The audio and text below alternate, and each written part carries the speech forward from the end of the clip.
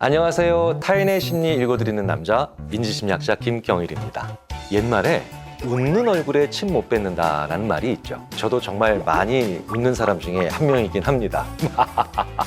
이렇게 잘 웃는 거 좋은 거죠. 그런데 제가 보기에도 웃을 상황이 아닌데 너무 지나치게 많이 웃고 그리고 과장되게 밝은 사람들이 있다는 겁니다. 누가 지나가다 발을 밟아도 괜찮고 자기가 주문한 음식만 잘못 나와도 그냥 웃으면서 참고 먹습니다. 뭐 그래도 이 정도면 괜찮죠. 그런데 심각하게 아프거나 가족이 아플 때도 자기는 괜찮다고 웃는 사람, 누가 봐도 부당하거나 부조리한 대우를 받았는데도 혹은 자기 프로젝트나 일을 누가 가로채는 심각하고 엄청난 상황에도 이런 사람들은 그냥 웃는다는 겁니다.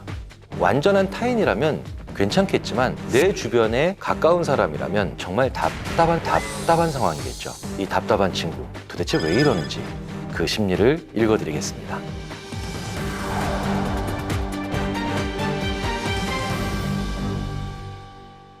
지나치게 밝고 많이 웃는 그 사람 정말 괜찮은 걸까요? 사실 지나치게 밝다는 건 정도의 문제잖아요. 그런데 우리가 이걸 문제다라고 느끼게 되는 건 그 사람이 바로 안 밝아야 할 때조차 밝은 모습을 보이기 때문입니다. 심리학자들의 입장에서는 이런 경우를 부적절하게 밝은 사람이다라고 표현할 수 있을 겁니다. 일종의 심리적 허세라고 표현할 수도 있겠죠. 괜찮지 않은데 괜찮은 척하는 허세, 그 사람의 몇 가지 심리적인 원인과 상태를 추측해 볼 수 있을 겁니다. 첫째, 남에게 피해를 주는 걸 너무 싫어하는 겁니다. 내 고통이나 어려움의 정도를 말하면 다른 사람에게 피해를 줄 수 있다는 생각이 지나친 거죠.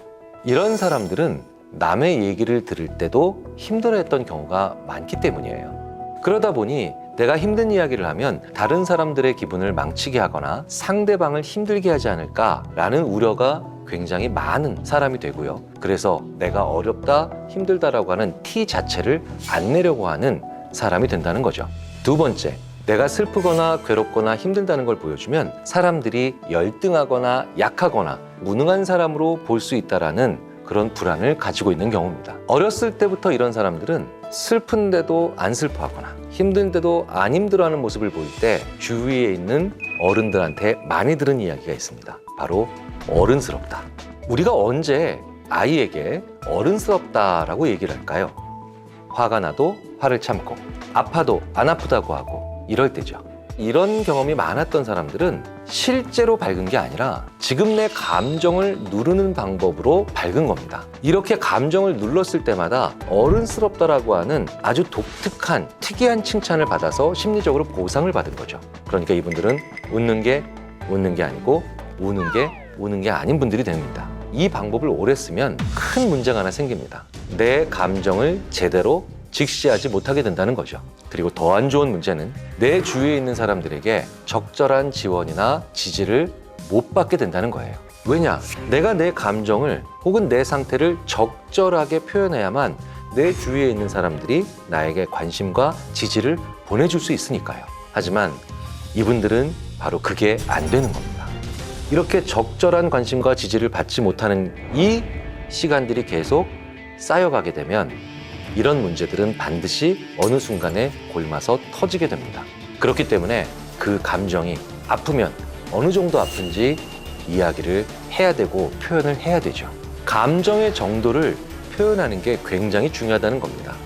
마지막으로 하나 더 추측해 볼 수 있는 건요. 다 괜찮다라고 하는 그 사람이 아니라 우리에게 문제가 있을 수 있다는 겁니다. 그 사람이 늘 그런 게 아니라 유난히 우리와 있을 때만 그렇게 늘 괜찮고 다 괜찮은 척을 한다면 우리한테 중요한 문제가 있다는 거죠. 그 사람이 뭔가 힘든 티, 슬픈 감정을 표현했을 때 우리가 그 감정을 웃음거리나 호기심거리에 불과한 것으로 전락을 시키진 않았는지 한번 되돌아볼 필요가 있다는 거죠.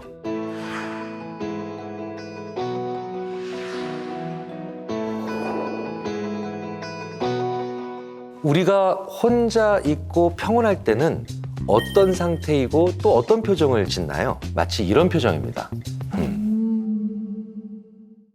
그런데 부적절하게 밝은 사람은 이 아무것도 없는 평온한 상태를 우울이라고 착각하기 쉽다는 거예요. 부적절하게 밝은 사람의 가장 큰 문제점 중에 하나는요. 그게 아주 심각한 마음의 병이 될 수도 있다는 겁니다. 부적절하게 밝은 전략을 취하면 평온한 상황, 이런 혼자 있는 상황은 못 견디게 된다는 겁니다. 양극성 장애가 심한 사람의 경우 평온한 상태일 뿐인데 우울한 상태 혹은 우울증으로 잘못 생각해서 항우울제 치료를 받고, 그리고 이것이 계속되다 보니까 점점 더 조증으로 가버리는 경우가 간혹 있다는 겁니다. 그리고 이런 조증적인 상태가 쭉 가면 더 큰 폭으로 떨어지죠. 그러면서 극심한 우울의 상태를 다시 한번 경험하게 됩니다. 롤러코스터 같은 상태를 우리가 바로 조울증이라고 하죠. 물론 이게 일반적으로 많은 형태는 아닙니다. 질환으로까지 발전하지 않다 하더라도 이렇게 부적절하게 밝은 상태가 계속된다면 나에게 아주 편안한 상태를 심리적으로는 불편한 상태로 착각할 수도 있다는 겁니다. 그렇다면 안 좋은 상황이나 결과가 충분히 생길 수 있다는 거죠. 부적절하게 밝은 내 친구, 어떻게 하면 좋을까요? 만약 부적절하게 밝은 사람이 내 친한 친구라면 그냥 모른 척하고 넘어갈 순 없겠죠.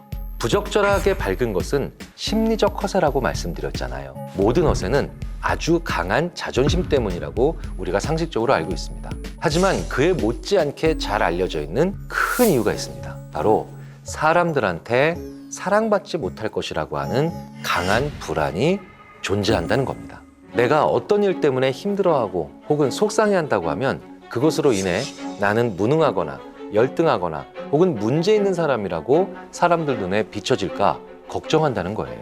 혹시 나를 미워하는 건 아닐까라는 생각에 지나치게 자기를 밝은 모습으로 탈바꿈한다는 것, 아주 왜곡된 자기방어적인 전략이라고 볼 수 있습니다. 그렇다면 내 친구가 이런 모습을 보일 때 우리는 어떻게 해야 될까요? 그 사람이 자기 패를 보일 때에만 내 패를 보여줘야 됩니다.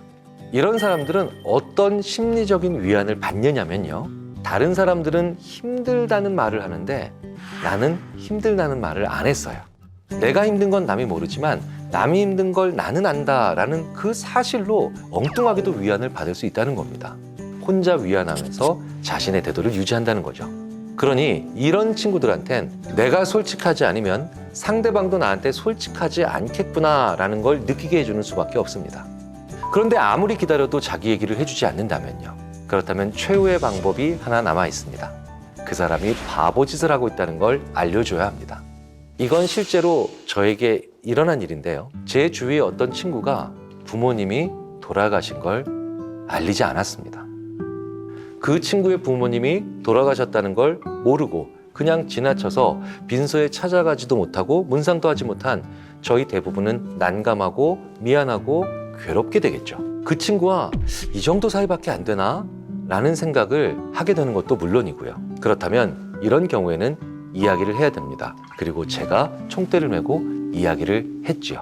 나도 똑같이 힘든 일이 있을 때 너한테는 알리지 않을 거야. 그랬더니 그 친구는 그제서야 곰곰이 생각을 하더라고요. 자기 입장에서 한번 생각을 해보게 된 겁니다. 정말 친한 친구라면 충분히 서운하고 심지어는 불편할 수 있다는 걸 정확히 알게 해야 된다는 겁니다. 만약 이렇게 했는데도 모른다고요?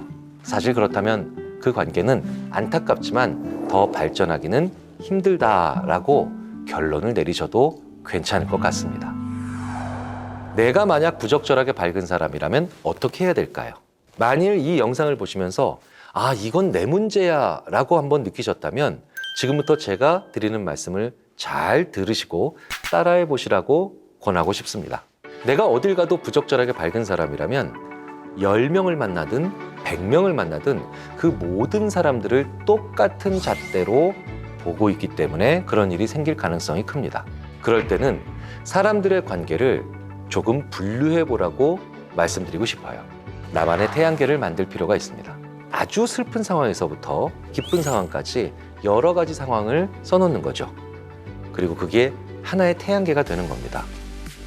당연히 그 중심에는 내가 있겠죠. 그리고 나를 중심으로 각 주제마다 혹은 각 분야마다 쓸 수 있는 사람들의 목록이 생깁니다. 그러고 나면 내 마음은 그런데 왜 모든 사람들한테 똑같이 하고 있는 거지? 라고 하는 반성과 되돌아볼 수 있는 자세가 생길 수 있습니다. 이것도 연습입니다. 나의 내면을 보는 건 힘들지만 내가 어디까지 얘기할 수 있는 사람인가를 정해놓는다면 가시적이다라는 거죠. 우리가 왜 일을 할 때 현황판이라는 걸 그릴까요? 일어나는 일을 더 잘 보고 그리고 더 정확하면서도 세밀하게 하기 위해서입니다. 모두에게 똑같이 대하는 건 그 사람들과의 다양한 관계 속에서 내 마음의 현황판을 그리지 않아서 그런 일들이 벌어진다는 겁니다. 이런 태양계가 억지로라도 확실하게 만들어지는 게 사실 청첩장 줄 때죠. 그리고 이런 태양계가 확 깨져버리는 시간도 있습니다. 그게 바로 내 부모님이나 아니면 내 친지분의 장례식입니다. 결혼식 청첩장을 줄 때와 내 부모님의 부음을 알릴 때는 전혀 다른 차이가 하나 있습니다. 바로 준비를 할 수 있다는 것과 준비를 할 수 없다는 거죠. 이렇게 미리 알릴 수 없는 경우에는 누구에게도 먼저 전하거나 아니면 내가 미리 설정해 놓은 선에 의해서 알리는 것이 불가능합니다.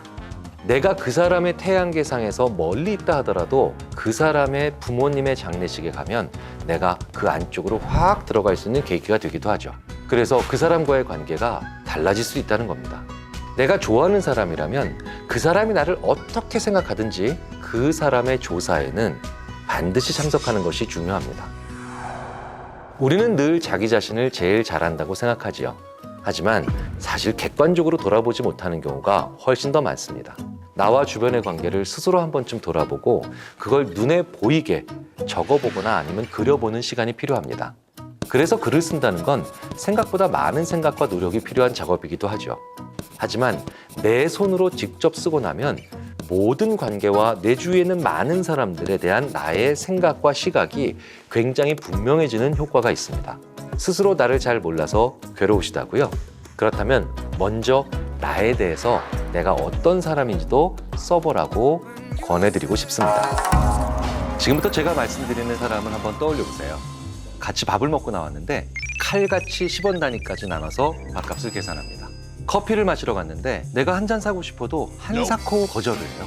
무조건 각자의 것은 각자가 내야 한다는 거죠. 이런 건 그럴 수도 있죠. 돈에 관련된 일이니까요. 그런데 이게 끝이 아닙니다. 물이 셀프인 식당에서 물 한 잔을 떠다 주거나 짐이 무거워서 나눠 들어주거나 하는 것도 괜찮다면서 한사코 거절하고 혹시나 남이 이런 걸 해줬을 때 안절부절 못하면서 불편해하는 사람 주위에 있지 않은가요? 거기다 한술 더 떠서 그런 사람이 내 10년 지기 혹은 20년 지기 친구라면요. 도저히 친해질 수 없는 어떤 거리감이 느껴지지 않나요? 이런 사람, 이런 친구, 도대체 왜 그러는 걸까요?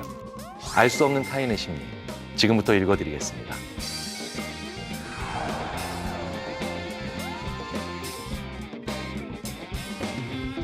안녕하세요. 타인의 심리 읽어드립니다의 인지심리학자 김경일입니다. 신세 지는 걸 너무 싫어하는 그 사람, 대체 왜 그런 걸까요? 먼저 가장 쉽게 생각할 수 있는 건 그 사람이 나와 일정 관계 이상으로 친해지고 싶지 않다는 겁니다. 나와 어느 정도 거리를 두고 싶은 사람이라면 당연히 신세지는 것도 싫겠죠. 하지만 정말 오래 알았던 사람이고 충분히 많은 교류가 쌓인 후에도 이렇게 나온다면 그 사람은 상호작용을 하는 게 어렵다고 느끼는 사람일 수도 있습니다. 저는 이걸 농담으로 1등 신드롬이라고 불러요. 신세지기 싫어한다는 걸 뒤집어서 얘기하면 고마워라는 이야기를 어렸을 때부터 해볼 기회가 없었던 거죠. 즉 상호작용이 없었다는 겁니다. 상호작용이란 일종의 기브앤테이크가 있는 관계를 의미합니다. 그런데 그 사람은 기브도 해본 적이 없고 테이크도 해본 적이 없었던 거죠. 왜냐하면 공부를 너무너무 잘했거든요. 그래서 고맙다고 할 일이 별로 없는 겁니다. 사실 신세진다는 건 굉장히 동년배적인 감정입니다. 그리고 그런 감정의 언어죠. 나이가 많은 사람이나 나이가 많이 차이 나는 사람한테 이런 말을 쓰지 않는다는 겁니다. 나 그 할아버지한테 신세졌잖아. 나 그 아이한테 신세졌잖아. 이런 말 잘 하지 않는 것처럼요. 너무 신세지기 싫어한다. 그렇다면 동년배적 관계에 문제가 있는 사람으로 봐야 합니다. 전교 1등하는 그런 친구들이 어렸을 때부터 너무 뛰어나기만 해서 공부를 너무너무 잘했기 때문에 친구들보다 손 윗사람을 상대하는 법에 더 능숙해지는 경우가 많거든요. 이 친구들의 가장 큰 문제는 동등하고 수평적으로 무엇을 같이 하는 것보다 차라리 명령하고 명령받는 것에 더 익숙하다는 겁니다. 신세지는 걸 지나치게 싫어하는 또 다른 경우는 컴플렉스가 많은 사람일 확률이 크다는 겁니다. 신세진다. 이 말은 곧 고맙다 라는 얘기를 해야 된다는 거니까요. 이런 사람들의 특징은 고맙다는 걸 진다고 혹은 열등하다고 생각한다는 거예요. 왜냐하면 우리는 보통 강한 사람이 약한 사람을 돕는다고 생각하니까요. 그렇기 때문에 그 사람 앞에서 내가 약자라는 생각이 든다는 겁니다. 고마운 일이 많이 생길수록 내가 그 사람에게 진다는 기분을 느끼는 일이 많아진다는 거죠. 걔는 걔고 나는 나야 라고 생각하면 가장 좋잖아요. 하지만 컴플렉스가 많기 때문에 남과 비교하게 되고 가뜩이나 내가 떨어진다고 생각하는데 누군가에게 눈에 띄게 지는 일까지 생긴다. 그런 건 참을 수가 없는 거죠. 사실 신세 지는 걸 지나치게 싫어하는 사람 중에는 누군가에게 길 묻는 것조차도 싫어하는 사람들이 있습니다. 길 모른다는 것조차 나의 무능으로 받아들이고 그걸 남에게 들키고 싶지 않은 겁니다. 이 얘기를 듣다가 이런 의문을 가지시는 분들이 계실 거예요. 남한테 신세지지 않고 자기 혼자 해결하라고 하는 건 독립적인 거 아닌가? 아니요. 둘은 완전히 다른 문제입니다. 독립적이다라고 하는 건요, 내가 할 수 있는 일은 정말 내가 하는 거죠. 하지만 신세지기 지나치게 싫어하는 경우는 내가 할 수 없는 일까지 내가 하려고 하는 것을 의미합니다. 그럴 경우에 그리고 가장 큰 문제는 내가 할 수 없는 일인데 타인은 잘하는 일이라면 그 일을 아예 의미 없게 만들고 싶어하는 유혹에 빠지기도 한다는 거예요. 예를 들어서요, 어떤 큰 프로젝트가 있는데 이 일은 나에게 익숙하지 않은 일입니다. 그런데 이 일의 어떤 특정한 분야를 잘할 수 있는 타인이 주도적으로 이걸 해보자고 나한테 제안을 해요. 이건 나한테 좋은 기회죠. 내가 안 해본 일들을 하면서 나의 능력을 향상시킬 수 있으니까요.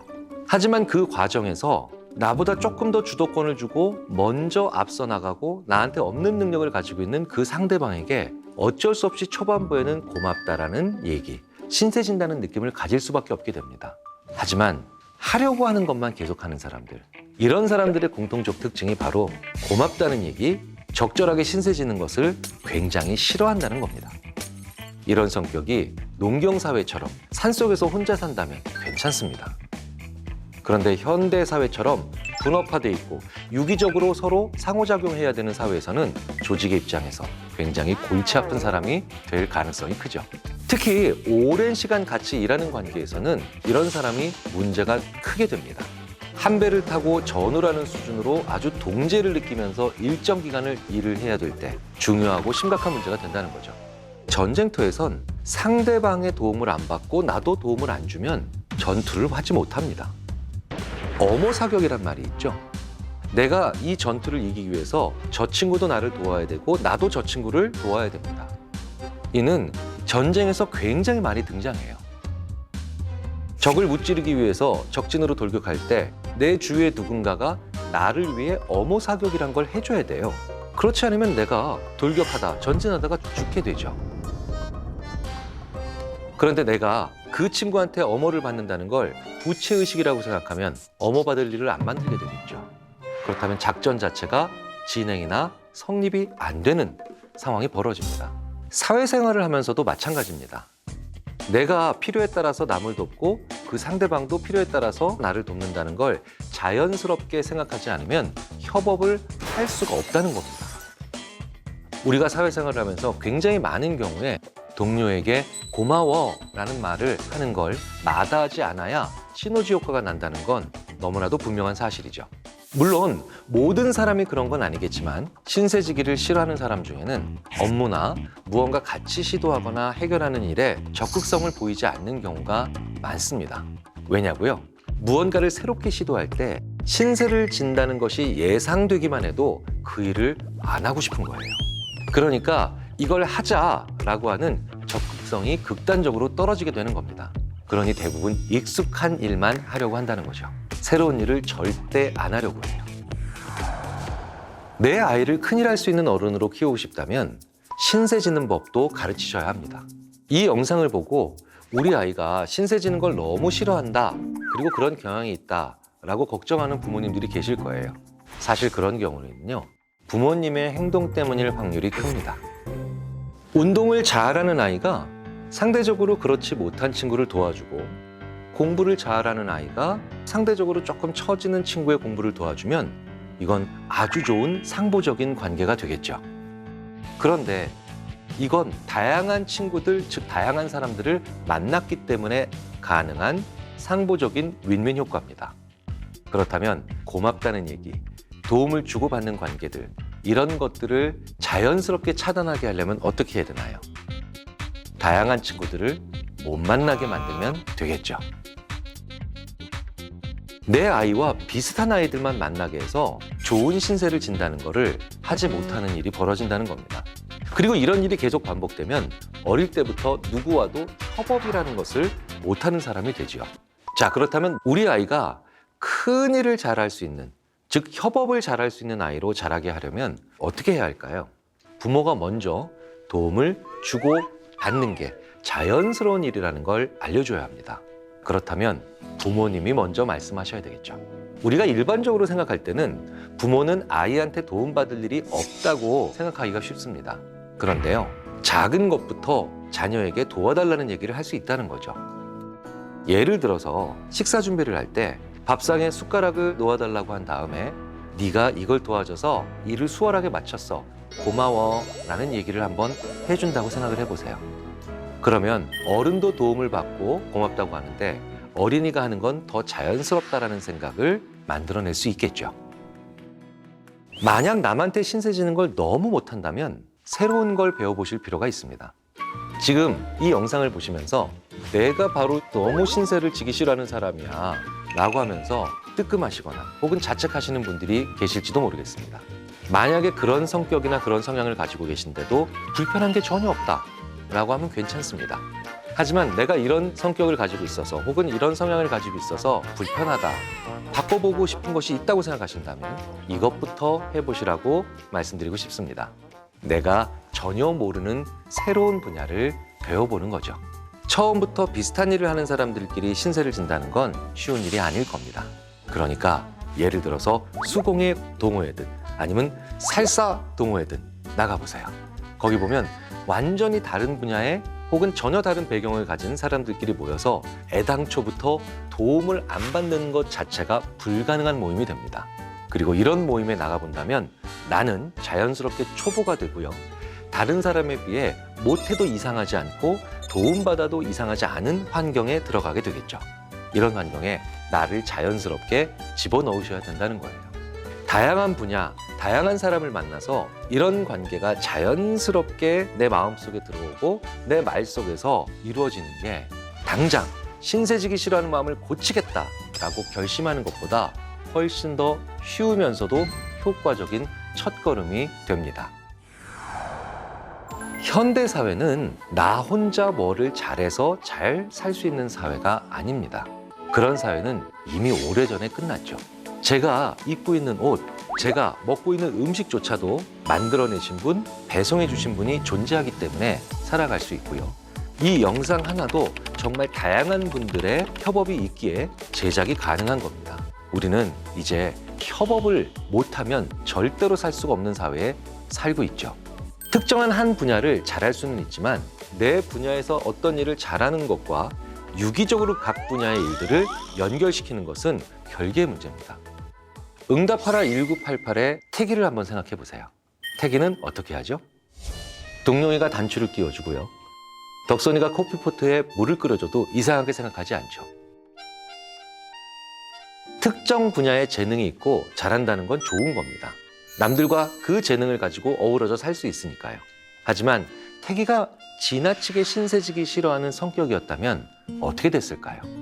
아마도 그 골목에서 그렇게 평생지기 친구들을 사귈 수 없었겠죠.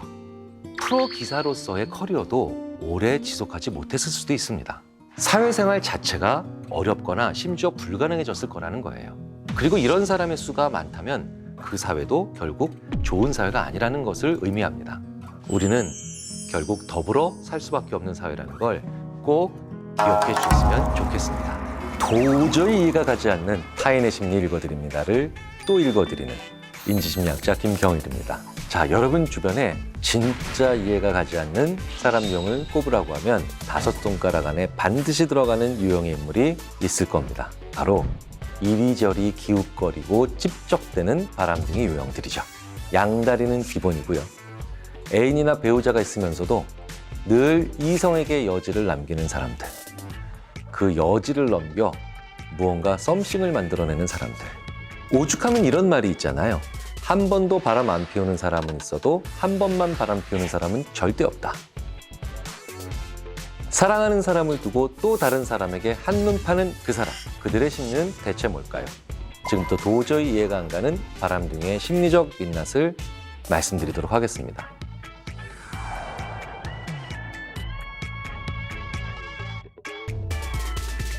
어떤 사람들은 한눈 파는 사람들에 대해서 극단적으로 이런 얘기를 하시곤 합니다. 그런 사람들은 날 때부터 그렇게 생겨먹은 사람들이야.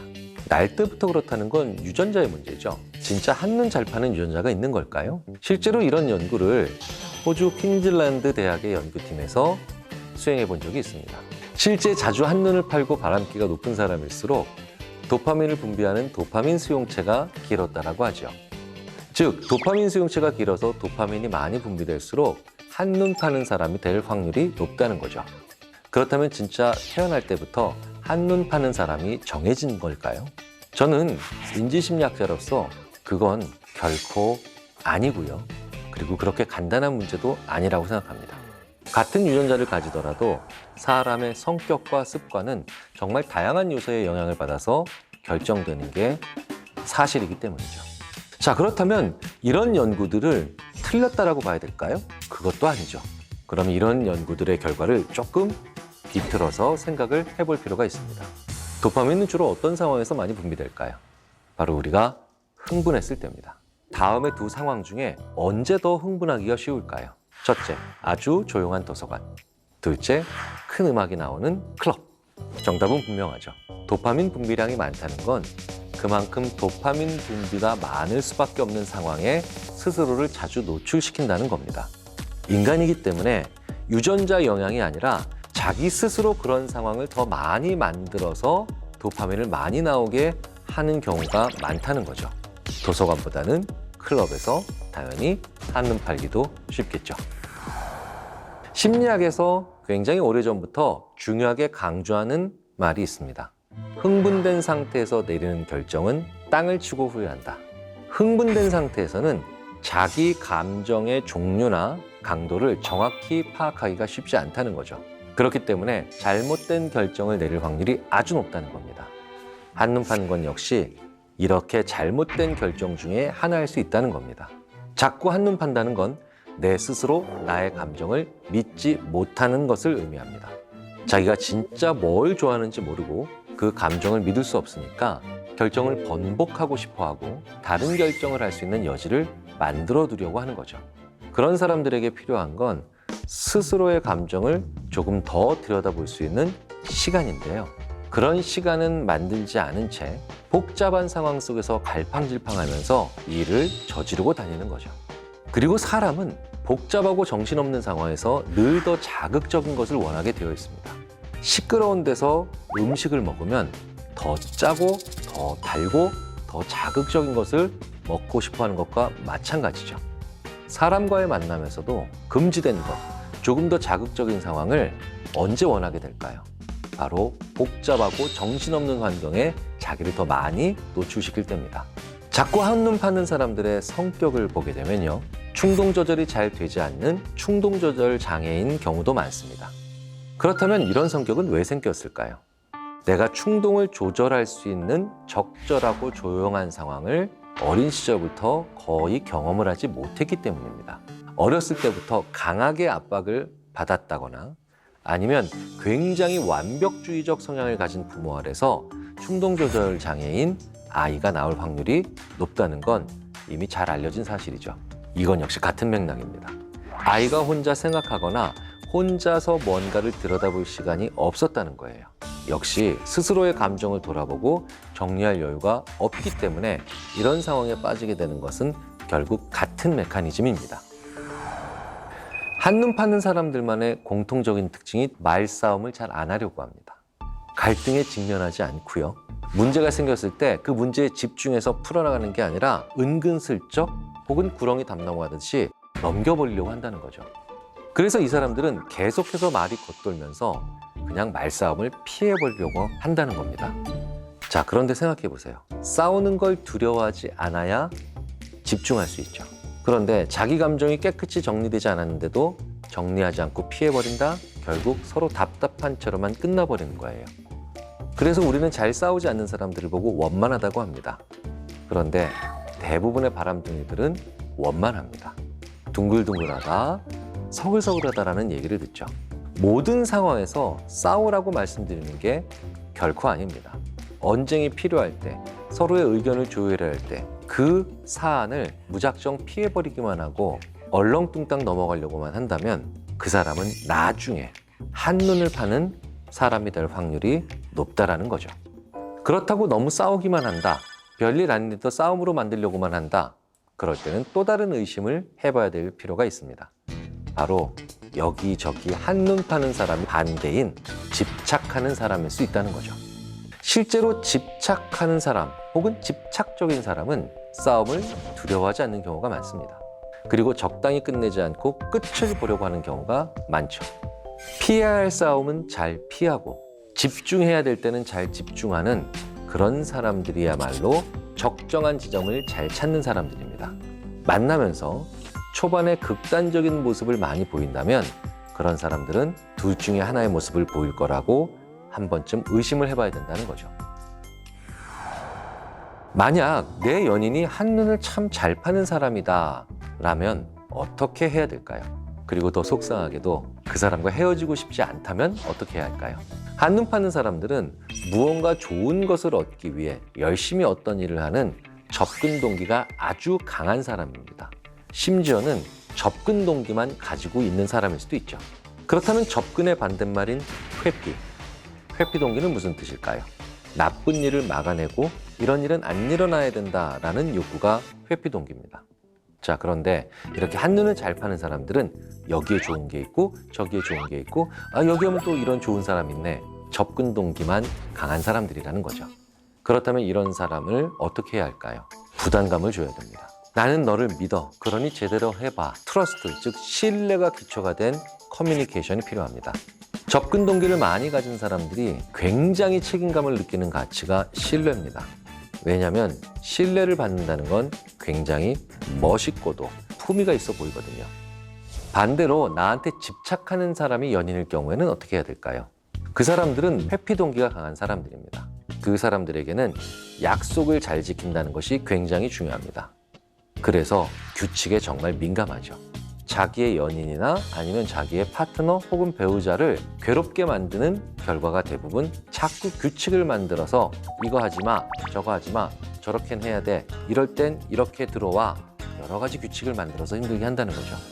그런 사람들에게는 앞으로 집착하지 않을 거라고 믿을게 라고 말하는 건 아무 소용없습니다. 역규칙을 만들어야만 합니다. 이럴 때는 이런 말 하지 말고 이럴 때는 이렇게 들여다보지 마 라는 규칙을 만들어서 지키게 해야 한다는 거죠. 그런데 굉장히 많은 분들이 이걸 거꾸로 합니다.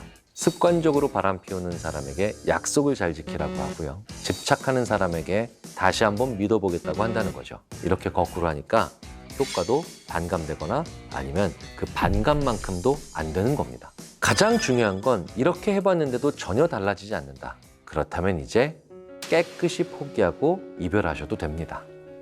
인간의 한눈 팔기와 집착에 대한 내가 부합되는 용서와 대화를 했는데도 안 됐다 라고 하면 이제 깨끗하게 정리하시는 것이 가장 현명한 방법일 겁니다.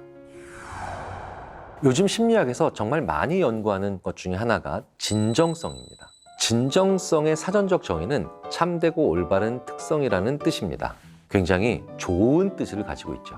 하지만 심리학에서는 조금 다른 의미로 정의가 됩니다. 진정성이랑 나의 솔직한 모습을 드러내서 나도 편해지고 상대방도 편안하게 만드는 것을 의미합니다.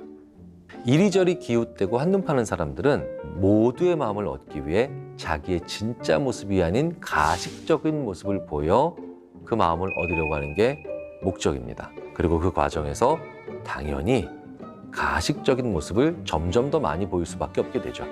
결국 본인도 답답하게 되고 불안하게 되고 갑갑함을 느끼게 됩니다. 그 관계에 여전히 만족하지 못하는 상태를 남기게 되겠죠. 그러니 또 다른 관계를 추구할 수밖에 없게 되는 겁니다. 진정성을 보여야 육체적으로도 심리적으로도 건강하고요. 그리고 오래 살 수 있습니다. 나의 솔직한 모습을 보이고 그 솔직한 모습에 흔쾌히 동의해주는 상대방에게 정성을 다하는 것이 그 무엇보다도 중요하고요. 그리고 우리를 모든 면에서 건강하게 만들 수 있다는 것을 우리는 잊지 말아야 되겠습니다. 여러분은 친구 혹은 직장 동료에게 전화가 오면 어떻게 하시나요? 대부분 사람들은 당연하게 받아야죠 라고 대답할 겁니다. 그렇다면 부재중 전화가 찍힌 걸 봤을 땐 어떻게 하시나요? 거기에 더해 전화를 달라는 문자까지 남겨져 있다면요. 당연히 전화를 건 사람에게 연락을 하시겠죠. 그런데 이 당연한 걸 안 하는 사람들이 있다는 겁니다. 같이 있지 않으면 전화도 카톡도 메신저도 답이 없는 사람들. 이렇게 습관적으로 연락을 안 하는 잠수 타는 사람들. 부재중 전화를 보고 옆에 있는 내가 연락해줘 라고 이렇게 얘기하면 그런 친구들은 꼭 이렇게 말합니다. 필요하면 자기가 다시 연락할 거야. 이게 친구 관계일 때도 이해가 안 가는데 더 이해가 안 갈 때는 바로 업무를 할 때라는 겁니다. 왜? 남의 연락을 안 받고 피드백을 안 하는 걸까요? 생각만 해도 속이 답답한 연락 안 되는 그 사람의 심리. 지금부터 읽어드리겠습니다.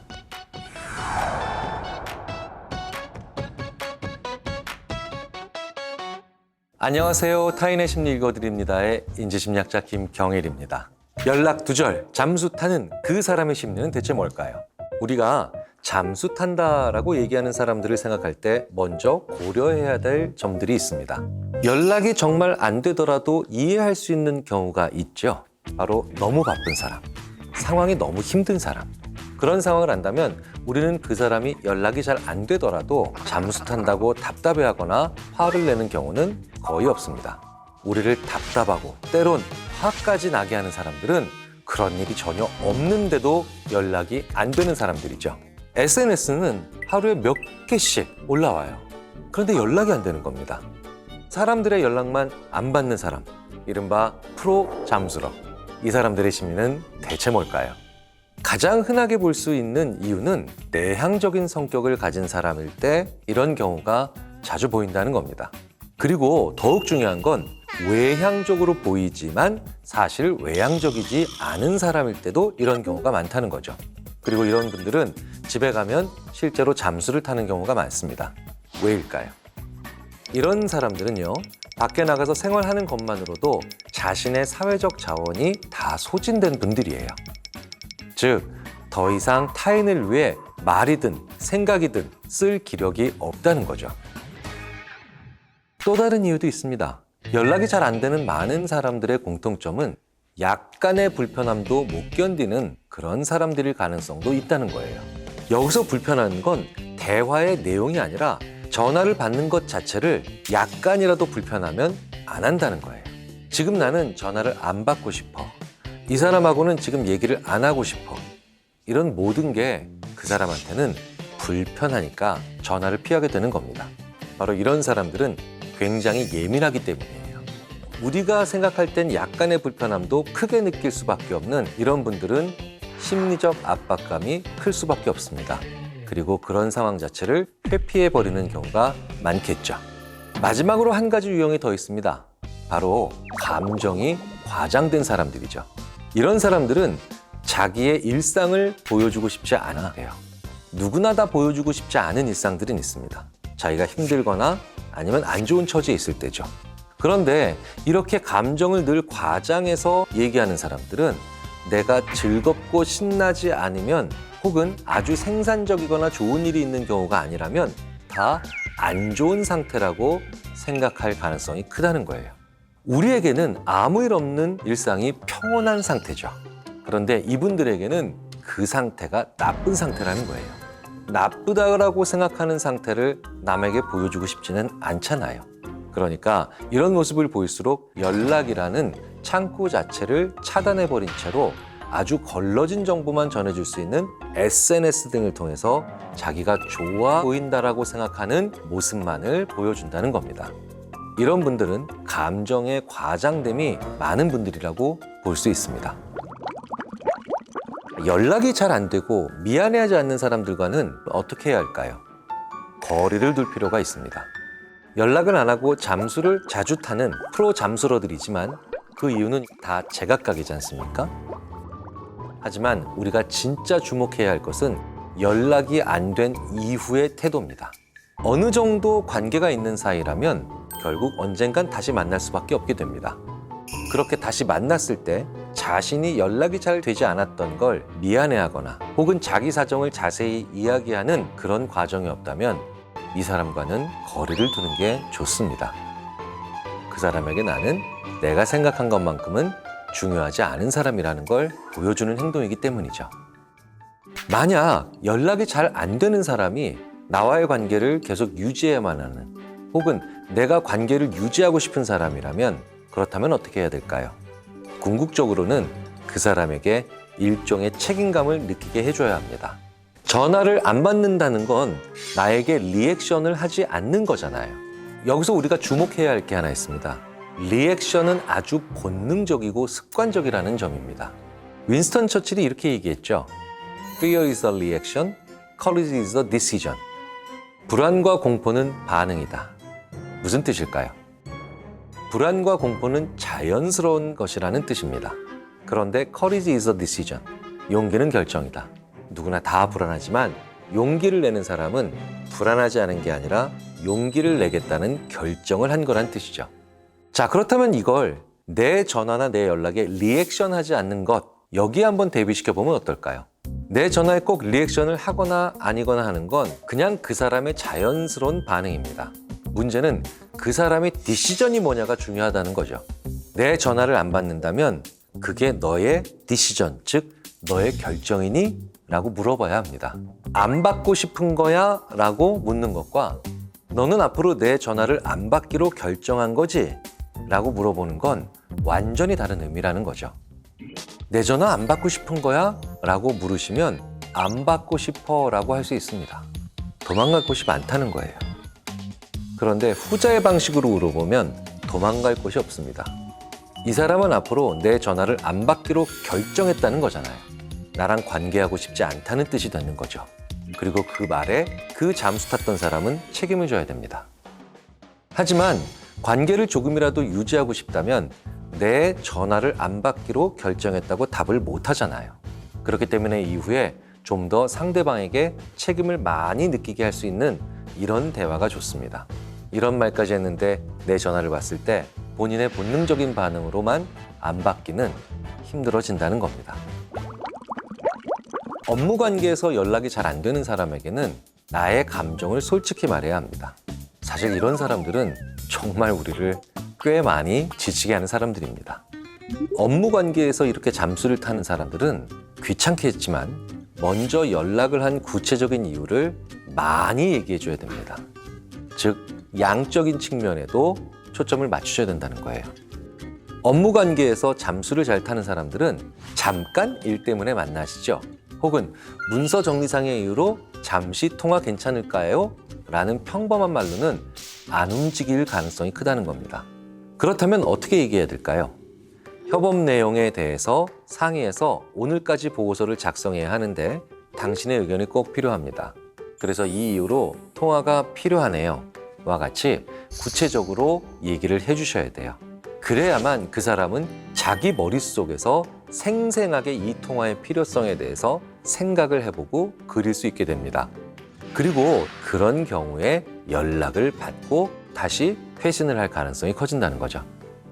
하지만 단기적으로는 혹은 순간적으로는 바로 이런 방법을 사용하는 것이 효과적이겠지만 이 사람이 상습적으로 그렇거나 그리고 나보다 위에 있는 사람인 경우에는 이건 문제가 좀 더 골치 아프겠죠.